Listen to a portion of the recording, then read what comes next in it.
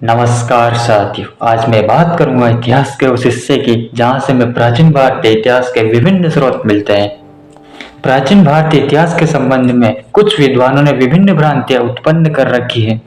उनमें से एक यह है कि प्राचीन भारतीय लोगों में इतिहास लेखन बुद्धि का अभाव था, या फिर मैं कहूँ कि उन्होंने इतिहास लेखन को गंभीरता पूर्वक नहीं लिया। अगस्तीनियस व अल ब्रूनी जैसे इतिहासकारों ने तो यहाँ तक लिखा है कि हिंदुओं में घटनाओं के कालक्रम को सही तरीके से व्यवस्थित करने की क्षमता नहीं थी, लेकिन इस प्रकार के मतों में सत्य का अंश कम और अतिशयोक्ति ज्यादा है। इसका अर्थ यह कदापि नहीं है कि उनमें इतिहास लेखन बुद्धि का अभाव था, बल्कि मैं तो यह तक कहूंगा कि उनके जैसे इतिहास लेखन का कार्य पूरे विश्व में आज तक किसी ने नहीं किया और न ही कभी कर पाएंगे।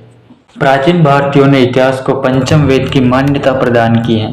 उनके इतिहास में पुराण, इतिवृत्त, अध्यायिका, धर्म ग्रंथ, अर्थशास्त्र, नीति शास्त्र ये सभी शामिल थे।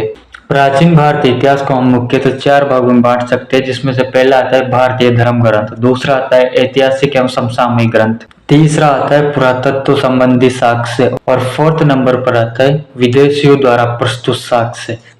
हम इन चारों की चर्चा एक एक करके अगले वीडियोस में करेंगे। तब तक के लिए शुक्रिया।